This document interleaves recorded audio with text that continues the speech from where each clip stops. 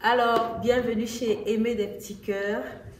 Ok, aujourd'hui c'est samedi et le retour à l'école c'est la semaine prochaine après un long moment de repos pendant les fêtes. Et pour ceux qui ne le savent pas, ici au Québec, les enseignants ont grévé pendant une longue période, mais les négociations ont abouti et les élèves retournent à l'école. Là, je vais m'adresser aux parents. Mon cœur bat pour les enfants, mon cœur bat pour les enfants. Je vais juste vous dire de garder vos enfants toujours en prière parce qu'il se passe des choses horribles dans les écoles, mais Dieu veille sur les enfants. Dieu veille sur les enfants. Gardez vos enfants en prière. Quand vos enfants rentrent à la maison, sachez qu'ils sont des héros parce qu'ils ont bravé beaucoup de choses qu'ils ont pu ne pas contenir à l'école. Il y a des choses horribles qui se passent dans les écoles. Moi, je parle par expérience parce que je suis enseignante. Alors, je vais juste vous donner une petite histoire, un témoignage, juste pour vous booster, pour vous encourager à aimer vos enfants, à considérer qu'ils sont des héros, à leur donner de la valeur parce qu'ils sont précieux, parce qu'ils sont forts. C'est pas tout le monde qui va à l'école, sort de l'école, arrive à la maison avec sa bonne pensée.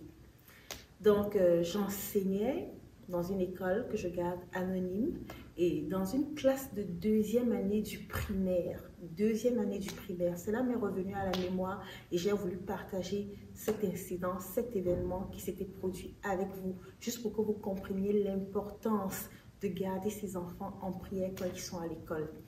Alors, je reprends, c'était une classe de deuxième année du primaire. Ça veut dire que les enfants ont à peu près 7-8 ans. 8 ans maximum, 7 ans s'ils sont un peu plus jeunes. Mais qu'est-ce qui se passait? Vous ne me croirez pas. Il y avait un petit dans la classe qui avait intoxiqué la plupart des élèves avec la pornographie juvénile. Chaque semaine, il leur donnait des capsules vidéo de pornographie juvénile. Oui, 7 ans, 8 ans, c'est deuxième année du primaire. Et les élèves ont pris goût et c'est devenu une addiction. Tout le temps, ils attendaient les capsules vidéo, ils voulaient regarder.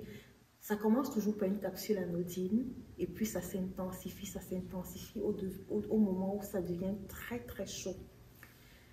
Mais un jour, vers la fin de l'année, il envoie une capsule vidéo avec de la violence et de la torture où les petites filles se faisaient battre et se faisaient torturer. Et là, les élèves, on s'imagine bien les enfants de 7-8 ans, ils n'ont pas pu contenir ce qu'ils voyaient. Et les parents ont été alertés, les parents ont été informés, ils ont été mis au courant. Ça a fait un gros scandale à l'école. Ils ont débarqué avec la police, les enquêteurs. Bref, on a interdit à cet enfant de s'approcher des autres. On a essayé de mettre des mesures barrières comme la distance. Mais ce n'est pas ça qu'on veut. Moi, j'imagine bien ce parent qui croit que son enfant de 7 ans va rester dans l'innocence le plus longtemps possible et découvre avec beaucoup de grincements de dents que ce n'est pas le cas. Donc, je vous encourage, priez beaucoup pour vos enfants, priez beaucoup parce que vous ne savez pas ce à quoi ils font face quand ils vont à l'école. Évitez de les critiquer n'importe comment. Il faut que vous soyez une oreille attentive pour eux. Quand ils font face à je ne sais pas quoi à l'école, qu'ils puissent quand même rentrer, vous en informer. Parce que vous êtes leur rempart, vous êtes leur soutien, vous êtes leur protection.